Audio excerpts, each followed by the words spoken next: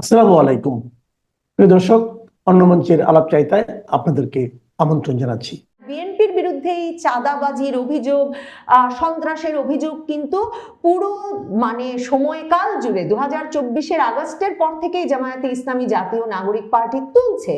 কিন্তু যেহেতু ওই পক্ষের রাজনীতিকে একটা বিরাট অংশের মানুষ অনুমোদন করে না, কাজেই তারা তখন বিএনপির এই সমালোচনায় তাদের সঙ্গে গলা মেলাতে পারে না। কিন্তু সংবাদ মাধ্যমে রুমিন ফারহানা তখন হয়ে ওঠেন সারা বাংলাদেশে বিএনপি কি করছে সেটার সবচেয়ে বৈধ সমালোচনাকারী। এবং রুমিন ফারহানা নির্বাচনে জয়লাভের পরেই তাই এটা পরিষ্কার করেন যে তিনি বিএনপিতে ফেরার কথা ভাবছেন না, কারণ এরকম একটা চাঁদাবাজ সন্ত্রাসী দলের ভেতরে তিনি ফিরতে চান না। বাংলাদেশে 21শে ফেব্রুয়ারি দিনের সবচেয়ে আলোচিত খবর হয়ে উঠেছে বাংলাদেশের জনপ্রিয় রাজনৈতিক নেত্রী রুমিন ফারহানা, যিনি বিএনপি থেকে বহিষ্কৃত হবার পর স্বতন্ত্র নির্বাচন করে বিরাট বিজয় লাভ করেছেন। সেই রুমিন ফারহানা তার নির্বাচনী এলাকা সরাইলে শহীদ মিনারে 12টা 1 মিনিটে ফুল দিতে যাওয়ার পর সেখানে তিনি বিএনপি নেতাকর্মীদের বাধার মুখে ফুল দিতে পারেননি, তার পুষ্পস্তবক ছিঁড়ে ফেলা হয়েছে। এবং এরপর রুমিন ফারহানার সমর্থক নেতা কর্মীরা গিয়ে ঢাকা সিলেট মহাসড়ক এর প্রতিবাদে কয়েক ঘন্টা অবরোধ করে রেখেছেন। এই যে রুমিন ফারহানা, যার পিতা অলি আহাদ একজন ভাষা সৈনিক ছিলেন, তিনি ক্ষমতাসীন বিএনপির নেতা কর্মীদের বাধার মুখে ফুল দিতে যেতে পারলেন না শহীদ মিনারে। এই খবরটি সামাজিক যোগাযোগ মাধ্যমে, বাংলাদেশের সংবাদ মাধ্যমে সবচেয়ে আলোচিত খবরে পরিণত হয়েছে 21শে ফেব্রুয়ারি তারিখে। দেখেন, এই যে রুমিন ফারহানা পরিণত হয়েছেন, অনেকেই সামাজিক যোগাযোগ মাধ্যমে লিখছেন যে বাংলাদেশের একমাত্র বিরোধী দলীয় মুখ, বিরোধী দলীয় নেতা, একক বিরোধী দলে পরিণত হয়েছেন রুমিন ফারহানা। কারণ বাংলাদেশের একটা বিরাট অংশের মানুষ 12ই ফেব্রুয়ারির নির্বাচনে এমন একটা পরিস্থিতিতে অংশ নিয়েছেন কিংবা নেন নাই, যখন তারা যে মধ্যপন্থার রাজনীতি অনুসারী, তারা আওয়ামী লীগের যে সেকুলার ধর্মনিরপেক্ষ রাজনীতির অনুসারী, তারা সেখানে একদিকে যারা ভোটে অংশ নিতে গেছেন তারা অনেকেই বিএনপিকে বাছাই করেছেন জামায়াতে ইসলামী জাতীয় নাগরিক পার্টি সহ তারা যে অংশটিকে ধর্মভিত্তিক ধর্মান্ধ রাজনৈতিক গোষ্ঠী বলে মনে করে, সেই গোষ্ঠীটির থেকে বাংলাদেশের ক্ষমতার কেন্দ্রকে বাঁচাতে অন্যদিকে তাদের পক্ষে এই সরকারের বিরোধিতায় সমালোচনায়, তারেক রহমান সরকারের বিরোধিতায় সমালোচনায় কোনোভাবেই তাদের পক্ষে জামায়াতে ইসলামী বা জাতীয় নাগরিক পার্টির পাশে গিয়ে দাঁড়ানো সম্ভব না। তারা কিছুতেই, যেহেতু জাতীয় নাগরিক পার্টি জামায়াতে ইসলামীর রাজনীতিকে গ্রহণ করতে পারেন না, কাজেই একদিকে যেমন তারেক রহমানের সরকার তাদেরকে উদ্ধার করেছেন, তাদেরকে একরকমের রক্ষা করেছেন, বাংলাদেশকে একটা চরমপন্থায় যাওয়ার হাত থেকে রক্ষা করেছেন, ঠিক তেমনি ভাবেই তারা যে বিরোধী দলটার চেহারা দেখতে চান সংসদে, রাজপথে, তার সঙ্গে জামায়াতে ইসলামী জাতীয় নাগরিক পার্টির মেলে না। এই দলটি একদিকে যেমন তাদের বিপদটা হচ্ছে, বাংলাদেশের এই অংশের রাজনৈতিক সমর্থক নেতাকর্মীদের বিপদ হয়েছে যে এরা একদিকে যেমন চান যে বিএনপি বর্তমান ক্ষমতাসীন দল জামায়াতে ইসলামীকে শায়েস্তা করুক, জাতীয় নাগরিক পার্টিকে শায়েস্তা করুক, প্রয়োজনে জামায়াতে ইসলামী জাতীয় নাগরিক পার্টিকে শহীদ মিনারে উঠতে না দিক, শহীদ মিনারে যাওয়া আটকাক, তারা যুদ্ধাপরাধীদের দল বলে, তাদের ভাষায় তারা রাজাকারের দল বলে। কিন্তু অন্যদিকে তারা একটা সমালোচনা, বিরোধিতার মধ্যে রাখতে চান বিএনপি সরকারকে, কারণ বিএনপি সরকারও আসলে তাদের আপন সরকার নয়, তাদের প্রথম পছন্দের রাজনৈতিক গোষ্ঠী যেমন নয়, তেমনি তারা মনে করেন বিএনপি সরকারকে নানা কারণে সমালোচনা করা দরকার, কিন্তু তারা তাদের কোনো রাজনৈতিক শক্তি বা গোষ্ঠী সংসদে, রাজপথে, পুরো রাজনৈতিক পরিসরের কোথাও 2024-এর আগস্টের পর থেকে খুঁজে পাচ্ছেন না। রুমিন ফারহানা এককভাবে এত বড় দোর্দণ্ড প্রতাপশালী বিএনপি দলের বিপক্ষে দাঁড়িয়ে ব্রাহ্মণবাড়িয়ার মতো অত্যন্ত রক্ষণশীল এলাকায়, তার বাপের এলাকায় ফিরে গেছেন, যে এলাকায় একসময় তাকে বিএনপি নেতারা বলেছেন তিনি অতিথি, তিনি বিদেশি, সেই এলাকায় ফিরে গিয়ে তিনি রাজনৈতিকভাবে এমন সামর্থ্য শক্তি অর্জন করেছেন যে তিনি এককভাবে রাজনৈতিক প্রচারণা চালিয়ে গেছেন। পুরো নির্বাচনী প্রচারের সময়টায় তিনি শাড়ি পরেছেন, টিপ পরেছেন, গ্রামের মানুষের সঙ্গে মিশেছেন। বিএনপি শুধুমাত্র তাকে সমর্থন দেওয়ার কারণে 200-র বেশি নেতাকর্মীকে বহিষ্কার করে দিয়েছে, কিন্তু বিএনপি এমনকি তার দল সামাল দিতে পারেনি। রুমিন ফারহানার জনপ্রিয়তার কাছে ওই 200 বহিষ্কৃত নেতাকর্মীও দল ছেড়ে বরং তার সাথে থেকেছেন। বিএনপির সকল নিষেধাজ্ঞা, সকল রকমের বাধাকে তুচ্ছ করে রুমিন ফারহানা বলেই গেছেন তিনি স্বতন্ত্র দাঁড়াবেন, তিনি স্বতন্ত্র দাঁড়িয়েছেন। বিএনপির নেতাকর্মী সমর্থকদের সমর্থন পেয়েছেন, সেখানকার নারীরা তাকে ব্যাপক হারে সমর্থন দিয়েছেন, সেখানকার শ্রমজীবী মানুষ সমর্থন দিয়েছেন। এবং প্রথম আলোর যে বিশ্লেষণ কি কারণে জয় পেলেন রুমিন ফারহানা, সেই বিশ্লেষণে প্রথম আলো বলছে রুমিন ফারহানার জয়ের পেছনে আওয়ামী লীগের নেতা কর্মী সমর্থকদেরও ভূমিকা ছিল। তারা অনেকেই মামলা হামলা অত্যাচারে বিপর্যস্ত, তারা ভোট দিতে না পারলেও তাদের পরিবার পরিজনকে রুমিন ফারহানার পাশে দাঁড়াতে ভোট দিতে বলেছেন। এই যে পুরো এই সবগুলো পক্ষ যারা বাংলাদেশের রাজনীতিতে নারীকে দেখতে চায়, যারা বাংলাদেশের রাজনীতিতে আসলে মানে দলের সর্বোচ্চ পর্যায়ে কোনোদিন নারী যেতে পারবে না, নারী সবসময় সংরক্ষিত নারী আসনে নির্বাচন করবে, এরকম মেনে নেওয়া নারী চায় না, যারা বাংলাদেশের রাজনীতিতে প্রকৃতপক্ষেই উচ্চকণ্ঠ নিজের মতামত প্রকাশকারী শাড়ি পরা টিপ পরা নারীকে দেখতে চান, তাদের একেবারে প্রিয় মুখ, তাদের যে রাজনৈতিক মানে আদর্শ লক্ষ্য উদ্দেশ্য তার প্রতীক হয়ে উঠেছেন রুমিন ফারহানা। সে কারণেই এই যে রুমিন ফারহানাকে বিএনপির নেতাকর্মীরা বাধা দিয়েছে শহীদ মিনারে ফুল দিতে যেতে, এই নিয়ে সামাজিক যোগাযোগ মাধ্যমে ব্যাপক পরিমাণে মানুষ সোচ্চার হয়ে উঠেছেন। রুমিন ফারহানা সাংবাদিকদের কাছে বলেছেন যে বিএনপি নেতাকর্মীদের নিয়ন্ত্রণ না করলে পরিণতি ভয়াবহ হবে, এবং তার মানে তিনি কিন্তু জামায়াতে ইসলামী যা বলছে, জাতীয় নাগরিক পার্টি যা বলছে তাই বলছে। জাতীয় নাগরিক পার্টিও বলছে নির্বাচনের দিন থেকেই যে তাদের নেতাকর্মীদের উপর হামলা হচ্ছে, জামায়াতে ইসলামী বলছে তাদের নেতাকর্মীদের উপর হামলা হচ্ছে, অগ্নিসংযোগ হচ্ছে, লুটপাট হচ্ছে, নারীদের ধর্ষণ করা হচ্ছে। কিন্তু সংবাদ মাধ্যম, মূলধারার সংবাদ মাধ্যম যেমন সেগুলো সত্য কি মিথ্যা সেসব বিবেচনায় সময় দিচ্ছে, কিংবা সেসব অভিযোগকে তেমন গুরুত্ব দিচ্ছে না। মানে জাতীয় নাগরিক পার্টি, জামায়াতে ইসলামী হালে পানি পাচ্ছে না তাদের নির্বাচন পরবর্তী সহিংসতা বিভিন্ন অভিযোগে। রুমিন ফারহানা কিন্তু সেই একই অভিযোগ তুলছেন, কিন্তু রুমিন ফারহানার এই যে বিএনপির নেতাকর্মীদের নিয়ন্ত্রণ করতে হবে সারা দেশে, এই অভিযোগ সামাজিক যোগাযোগ মাধ্যমে ব্যাপক আলোড়ন তুলেছে। রুমিন ফারহানা এমনকি নির্বাচনে বিজয়ী হওয়ার দিনেও তিনি যখন প্রথম আলোতে সাক্ষাৎকার দিচ্ছেন তখন তিনি বলেছেন যে একদিকে যেমন বিএনপি থেকে তিনি জিতছেন এটা টের পাওয়ার পরেই তার সঙ্গে যোগাযোগ করা শুরু হয়েছিল যে তিনি দলে যদি আবারও ফিরতে চান, যোগাযোগ করতে চান, তাহলে হয়তো এমনকি মন্ত্রী পদও পেতে পারেন। রুমিন ফারহানা সংবাদ মাধ্যমকে বলেছেন যে তিনি একদিকে যেমন বলেছেন যে তিনি মন্ত্রীপদ পেলেও বিএনপিতে ফেরার কথা ভাবছেন না, কারণ বিএনপি যেরকম একটা চাঁদাবাজ দল, অত্যাচারী দলে পরিণত হয়েছে, এইরকম একটা চাঁদাবাজ অত্যাচারী দলে তিনি ফিরতে চান না। মানে বিএনপির ব্যাপারে এতটাই তিনি সোচ্চার হয়ে উঠেছেন, বিএনপি থেকে মনোনয়ন না পাওয়ার পর বিএনপি থেকেই কিন্তু তিনি মনোনয়ন প্রত্যাশা করছিলেন। আর বিএনপির বিরুদ্ধে এই চাঁদাবাজির অভিযোগ, সন্ত্রাসের অভিযোগ কিন্তু পুরো মানে সময়কাল জুড়ে 2024 আগস্টের পর থেকেই জামায়াতে ইসলামী জাতীয় নাগরিক পার্টি তুলছে। কিন্তু যেহেতু ওই পক্ষের রাজনীতিকে একটা বিরাট অংশের মানুষ অনুমোদন করে না, কাজেই তারা তখন বিএনপির এই সমালোচনায় তাদের সঙ্গে গলা মেলাতে পারে না। কিন্তু সংবাদ মাধ্যমে রুমিন ফারহানা তখন হয়ে ওঠেন সারা বাংলাদেশে বিএনপি কি করছে সেটার সবচেয়ে বৈধ সমালোচনাকারী। এবং রুমিন ফারহানা নির্বাচনে জয়লাভের পরেই তাই এটা পরিষ্কার করেন যে তিনি বিএনপিতে ফেরার কথা ভাবছেন না, কারণ এরকম একটা চাঁদাবাজ সন্ত্রাসী দলের ভেতরে তিনি ফিরতে চান না।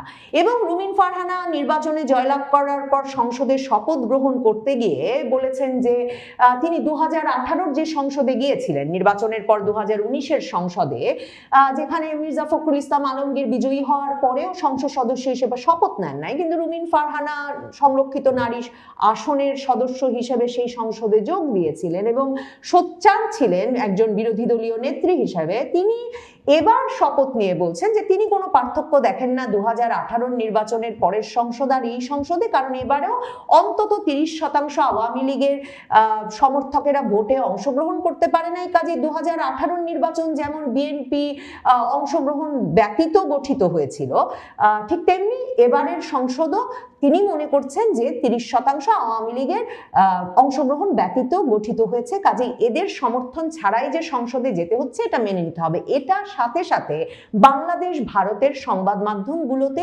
ব্যাপকভাবে প্রচারিত হয় যে একজন সাবেক বিএনপি নেত্রী বলছেন এবারের নির্বাচনে 30% আওয়ামী লীগ ভোটাররা ভোট দিতেই আসেন নাই।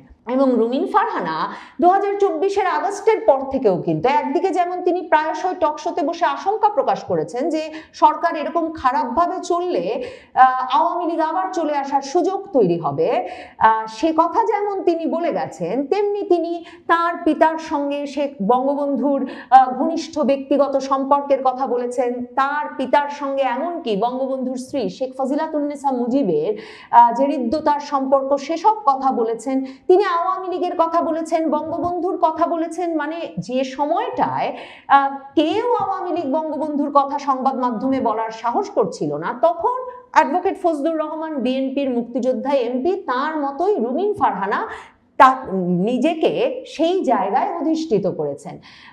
কাজেই অন্যদিকে 2018-তে তিনি যখন সোচ্চার, বা পুরো আওয়ামী লীগ আমলটা জুড়েই তিনি যখন সোচ্চার হয়ে উঠছিলেন আওয়ামী লীগ নেত্রীর বিরুদ্ধে, আওয়ামী লীগের রাজনীতির বিরুদ্ধে, তখন আবার আওয়ামী লীগের ভেতরেও এই কথা বহুল প্রচারিত ছিল যে বিএনপির অন্য নেতা নেত্রীর মতো রুমিন ফারহানাকে যে কোনো মামলা হামলার সমস্যায় পড়তে হয় না। তার একটা বড় কারণ যে শেখ হাসিনা বঙ্গবন্ধুর সহচর অলি আহাদের কন্যা হিসেবে তাকে অত্যন্ত স্নেহ করেন এবং তার সাহস, তার যে রাজনৈতিক লক্ষ্য এবং রাজনৈতিক অবস্থান, সেটাকে তিনি এক রকমের স্নেহ এবং ভালোবাসার চোখে দেখেন। কাজে এই সব কিছু মিলিয়ে এখন আবার একটা জোর এমন আলাপও সামাজিক যোগাযোগ মাধ্যমে নানাজন যেমন তোলার চেষ্টা করছেন যে আওয়ামী লীগের যখন এমন বেকায়দা দশা এবং রুমিন ফারহানার যখন কোনো দল নাই, আর রুমিন ফারহানা যখন এমন শক্তিশালী নেত্রী যিনি এককভাবে পুরো একটা রক্ষণশীল এলাকার নারী পুরুষ শ্রমজীবী মানুষকে একত্র করে জিতে আসতে পারেন বাংলাদেশের এমপি ইলেকশন, এবং যিনি কিনা বিএনপি তাকে ঘাটাঘাটি করলে ঢাকা সিলেট মহাসড়ক অবরোধ করিয়ে ফেলতে পারেন, এমন একজন শক্তিমান নেত্রীর উচিত বা নেত্রীকে এখন আওয়ামী লীগে অংশগ্রহণে, আওয়ামী লীগের নেতা হয়ে উঠতে আহ্বান জানানো যেতে পারে। কিংবা অনেকে এমন কথা লিখছেন যে তিনিই কি হবেন আওয়ামী লীগের পরবর্তী মুখ, যারা ব্যাপকভাবে আওয়ামী লীগের একটা নতুন নেতৃত্ব দরকার, আওয়ামী লীগ নতুন করে গঠিত হওয়া দরকার, দেশের ভেতর আওয়ামী লীগকে কে সংগঠিত করবে, এসব নিয়ে নানা রকম আলাপ করছেন। তারা অনেকে সে আলাপ উস্কে দিতে চাইছেন। অনেকে বলছেন যে রুমিন ফারহানা একাই 100, একাই একটা দল, কিন্তু তিনি কি দল গঠন করবেন? সেই দলে কি সরাইলের আওয়ামী লীগ নেতাকর্মী সমর্থকেরা তার পাশে থাকবেন? তিনি কি তাদেরকে নিয়ে দল গঠন করবেন? তাহলে সেটা আওয়ামী লীগ নয় কেন? বিএনপির ভেতরে সন্দেহ আছে যে বাংলাদেশের ভেতরে, বাংলাদেশের বাইরে বিভিন্ন সংস্থা, যেসব সংস্থা সবসময় নতুন করে দল গঠন করাতে চায়, দলে নতুন নেতৃত্ব আনার ক্ষেত্রে গুরুত্বপূর্ণ ভূমিকা পালন করে, নানা রকম কলকাঠি নাড়ে, সেসব সংস্থা আসলে রুমিন ফারহানার মতো একজন শক্তিমান নেত্রীকে টার্গেট করেছেন কিনা, যে তিনি শেষ পর্যন্ত বাংলাদেশের রাজনীতিতে আওয়ামী লীগ ফেরাতে গুরুত্বপূর্ণ ভূমিকা রাখবেন, তিনি সেই বিরোধী রাজনীতির কেন্দ্র হয়ে উঠবেন, যে রাজনীতি জামায়াত, জাতীয় নাগরিক পার্টি, জামায়াতপন্থী রাজনীতি থেকে একেবারে আলাদা, আবার যে রাজনীতি বিএনপির রাজনীতিকে চ্যালেঞ্জ ছুড়ে দেবে। আসসালামু আলাইকুম প্রিয় দর্শক, আজ 21শে ফেব্রুয়ারি, আমার ভাইয়ের রক্তে রাঙানো 21শে ফেব্রুয়ারি আমি কি ভুলিতে পারি? আন্তর্জাতিক মাতৃভাষা দিবস। আজকে শহীদ মিনারে ফুলে শ্রদ্ধা জানাতে গিয়ে রবিন ফারহানার সাথে যে ঘটনাটি ঘটছে, আমি ভিডিও ফুটেজটি দেখলাম এবং পত্রিকার ভাষায় পড়লাম। রবিন ফারহানা এই ঘটনার পরিপ্রেক্ষিতে কী বলছেন সেই বিষয়গুলো জানলাম। জানার পরে আমার আফসোস হলো, প্রকৃতপক্ষে আমার আফসোস হলো কাদের জন্য? ওই সমস্ত মানুষের জন্য যাদের পক্ষ হয়ে একটা কি বলে যে বিপরীতমুখী পরিবেশ পরিস্থিতির মধ্যে দাঁড়িয়ে যিনি বজ্র কণ্ঠে সমালোচনা করছেন, প্রতিবাদ করছেন, যাদের পক্ষ হয়ে তারাই আজকে তাকে শহীদ মিনারে ফুল দিতে বাধা প্রদান করলেন। এর চেয়ে দুঃখজনক বা এখানে আফসোস করা ছাড়া কিছু আছে? যখন দেখলাম বড় বড় নেতারা চাচা আপন প্রাণ বাঁচার মতো পরিস্থিতির মধ্যে পড়ে গেছে, ঠিক তখন তাকে পিছপা হইতে দেখি নাই। টেলিভিশনের সেটে বসে একমাত্র তিনি বজ্রকণ্ঠে যে কথাগুলো বলছেন সেইটা অনুপ্রেরণা যোগাইছে, সেইটা আশার আলো দেখাইছে যারা অন্ধকারে ছিল। আর যখন সুদিন এসছে তারাই আজকে তাকে হেনস্থা করতেছে।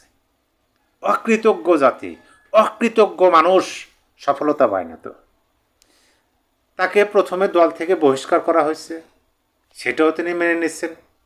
তার জনগণ থেকে তিনি দূরে সরে যেতে চান নাই, দল থেকে নমিনেশন দেয় নাই। তাই কি হয়েছে? তিনি তার অঞ্চলের এলাকার মানুষের পাশে থাকবেন। তার এলাকার মানুষ, ভোটাররা তাকে নিরঙ্কুশভাবে বিজয় এনে দিচ্ছে তাদের ভোটের মাধ্যমে। সেইটা তাদের সহ্য হয় না। শহীদ মিনারে ফুল দিতে গেছে, সেখানে মব। আমি নিউজটা আপনাদেরকে একটু পড়ে শোনা এবং রবিন ফারহানা কী বলছে এই বিষয়টা আপনাদের সামনে তুলে ধরার চেষ্টা করি। দেখেন, এটা নিয়ে সকল পত্রিকাতে মিডিয়া হয়েছে, নিউজ হয়েছে। শহীদ মিনারে বাধার মুখে রবিন ফারহানা ফিরে গেলেন ফুল না দিয়েই। কি ঘটনা ঘটছে? স্থানীয় সূত্রে জানা গেছে 21শে ফেব্রুয়ারির প্রথম প্রহরে, অর্থাৎ আজকে প্রথম প্রহরে নেতাকর্মীদের নিয়ে শহীদ মিনারে পুষ্পস্তবক অর্পণ করতে যান রবিন ফারহানা। এ সময় সরাইল উপজেলা বিএনপির সাধারণ সম্পাদক আনোয়ার হোসেন মাস্টারের নেতৃত্বে একদল যুবক মিছিল নিয়ে এসে বিশৃঙ্খলা সৃষ্টি করে এবং তাকে শ্রদ্ধা জানাতে বাধা দেয়। এইটাকে আমি বলবো যে দলীয়ভাবে সিদ্ধান্ত নিয়ে তাকে বাধা দেওয়া হয়েছে।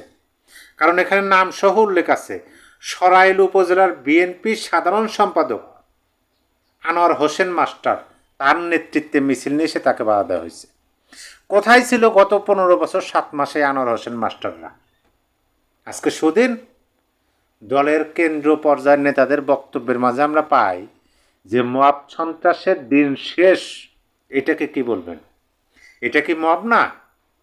এটা কি ওই মাস্টারের বাড়িতে কি রবিন ফারহানা দল বল নিয়ে তার বাড়িতে গেছেন, নাকি শহীদ মিনারে গেছেন? সেইখানে বাধা দেওয়ার এখতিয়ার তাকে কে দিল? অবশ্যই এখানে কিন্তু আপনি যেমন তেমন লোককে পান নাই। ইনি রবিন ফারহানা। আমি তো বিশ্বাস করি সর্বোচ্চ দেখে ছাড়বেন এটা। কোথা থেকে কি হলো, এত বড় সাহস! তারপরে তিনি একজন সংসদ সদস্য। রবিন ফারহানা একজন সংসদ সদস্য, স্বতন্ত্র কোনো পরাজিত প্রার্থী নয়, তিনি বিজয় প্রার্থী। তার সাথে এই ঘটনা ঘটল, দলের সাধারণ সম্পাদক ঘটালো। আমরা এটাও কিন্তু দেখব যে কেন্দ্র থেকে ওই সাধারণ সম্পাদক আনোয়ার হোসেন মাস্টারের বিরুদ্ধে দলীয়ভাবে কি সিদ্ধান্ত আসে, এটাও দেশবাসী দেখবে। রবিন ফারহানার সাথে ঘটনা ঘটছে, এইটা কিন্তু ওই শুধু সরাইলের যে কি বলে যে সীমানা তার মধ্যেই নাই, সারা দেশব্যাপী, সারা বিশ্বব্যাপী চলে গেছে। পরিস্থিতি উত্তপ্ত হয়ে উঠলেও অপ্রীতিকর ঘটনা এড়াতে ফুল না দিয়েই এলাকা ত্যাগ করতে বাধ্য হন তিনি। এই কথাগুলো স্থানীয় সূত্রে জানা গেছে, কারো পক্ষ হয়ে কিন্তু কেউ বলে নাই। শাহবাজপুর এলাকায় সড়ক অবরোধ করে বিক্ষোভ শুরু করেন। প্রায় 1 ঘন্টা সড়ক বন্ধ থাকা সাধারণ যাত্রীরা চরম ভোগান্তিতে পড়েন। ঘটনার বিষয়ে রবিন ফারহানা অভিযোগ করেন, অর্থাৎ রবিন ফারহানার সাথে যে ঘটনা হয়েছে তার পরিপ্রেক্ষিতে রবিন ফারহানার যারা লোকজন আছেন বা তার যে কি বলে নেতাকর্মী আছেন, তারা এই শাহবাজপুর এলাকায় সড়ক অবরোধ করে প্রায় 1 ঘন্টা। তারপরে তারা রাস্তা ছেড়ে দেয়। ঘটনার বিষয়ে রুমিন ফারহানা অভিযোগ করেন, পরাজয়ের প্রতিশোধ নিতে পরিকল্পিতভাবে এই হামলার চেষ্টা চালানো হয়েছে। বিএনপি যদি এখনই মাঠ পর্যায়ের নেতাকর্মীদের নিয়ন্ত্রণ না করে তবে এর পরিণাম ভয়াবহ হবে। যেটা আমি কিছুক্ষণ আগেই বললাম, যে তিনি ছেড়ে দেওয়ার পাত্র নন, তিনি দেখে ছাড়বেন এটা শেষ পর্যন্ত। আর যদি রুমিন ফারহানার এই কথা যদি সত্যই হয় যে পরাজয়ের প্রতিশোধ নিতে পরিকল্পিতভাবে এই ঘটনা ঘটানো হয়েছে, তাইলে আমি বলবো যে রাজনীতির পর্যন্ত বোঝে না ওই সাধারণ সম্পাদক। পরাজয়ের প্রতিশোধ শহীদ মিনারে গিয়ে বাধা দেওয়া এটা প্রতিশোধ, নাকি নিজের ইমেজ কারো ডাউন করা, দলের ভাবমূর্তি নষ্ট করা, কোনটা? আপনি ভাবুন যে একজন প্রার্থী স্বতন্ত্র, তিনিও একটা সময় দলেরই ছিলেন, দলের নেতৃত্বে ছিলেন, দলের মুখপাত্র হিসেবে কাজ করছেন, বড় দায়িত্ব মুখপাত্র হিসেবে। এই জন্য বললাম, দেশের মধ্যে দলের পক্ষে তার মতো দ্বিতীয় পার্সন দেখান তো যে কথা বলছে। আচ্ছা ঠিক আছে, দল থেকে তিনি সরে আসছেন, স্বতন্ত্র নির্বাচন করছেন, নির্বাচিত হয়েছেন। এখন দলের মনোনীত প্রার্থী পরাজয় বরণ করছে জনগণের ভোটের মাধ্যমে, তাইলে সেইখানে প্রতিশোধ হিসেবে শহীদ মিনারে বাধা, এইটা তো রাজনীতির, আমি ওর মধ্যে তো পর্যন্ত খুঁজে পেতেছি না। তিনি আরও জানান, অর্থাৎ রুমিন ফারহানা আরও জানান, এই ন্যাক্কারজনক ঘটনার পরিপ্রেক্ষিতে মামলার প্রস্তুতি চলছে। এ সময় আব্দুল আহাদ নামে তার এক আহত কর্মীর অবস্থাও তিনি গণমাধ্যমের সামনে তুলে ধরেন। একই নেত্রী বলে, একই নেতা বলে, একই জনপ্রতিনিধি বলে, ন্যূনতম যদি কেউ ক্ষতিগ্রস্ত হয় সেটাও তার ব্রেনে থাকে, কোথায় বলতে হবে, কি পদক্ষেপ নিতে হবে তার থাকে। নেত্রী এটা সরাইল থানার ভারপ্রাপ্ত কর্মকর্তা ওসি মঞ্জুর কাদের ভূঁইয়া জানান, খবর পেয়ে পুলিশ দ্রুত ঘটনাস্থলে পৌঁছে পরিস্থিতি নিয়ন্ত্রণে আনে এবং যান চলাচল স্বাভাবিক করে। এই ঘটনায় জড়িতদের দ্রুত আইনের আওতায় আনা হবে এবং প্রয়োজনীয় আইনগত পদক্ষেপ নেওয়া হবে। বর্তমানে এলাকায় উত্তেজনা বিরাজ করায় অতিরিক্ত পুলিশ মোতায়েন করা হয়েছে। অবশ্যই আমরা আশাবাদী যে এইটার যেন সঠিক, এটা তো মব, নিঃসন্দেহে মব। কারণ এখানে বলা হয়েছে, স্থানীয়রা বলতেছেন যে আজকে 21শে ফেব্রুয়ারি প্রথম প্রহরে রুমিন ফারহানা যখন তার নেতাকর্মীদের নিয়ে শহীদ মিনারে ভাষা শহীদদের শ্রদ্ধা জানানোর জন্য গেছেন, তখন সেখানে সরাইল উপজেলার বিএনপি সাধারণ সম্পাদক আনোয়ার হোসেন মাস্টারের নেতৃত্বে একদল যুবক মিছিল নিয়ে এসে বিশৃঙ্খলা সৃষ্টি করে এবং রুমিন ফারহানাকে ফুল দিতে বাধা প্রয়োগ করে। তাহলে এটা কি মব বলবেন না? প্রিয় দর্শক, আমরা অবশ্যই এই ঘটনার পরিপ্রেক্ষিতে কি হয়, আদৌ মবকারীরা তারা কি আইনের আওতায় আসে নাকি সেটা দেখব, সেই বিষয়ে প্রয়োজন আমরা আলোচনা করব। তবে তিনি কিন্তু রুমিন ফারহানা, সরাইলে যারা আছেন নেতাকর্মী, এইটা আপনারা কোন বিবেক বুদ্ধি অনুযায়ী কাজ করতেছেন সেটা বলতে পারবো না, তবে নিজের দলের ক্ষতি নিজেরাই করতেছেন। কারণ তিনি একজন পরিচিত মুখ, পরিচিত মানুষ, তার সাথে যদি কোনো অন্যায় করা হয় সেটা ওই গণ্ডির মধ্যে থাকে না, সারা দেশব্যাপী ছড়িয়ে পড়ে।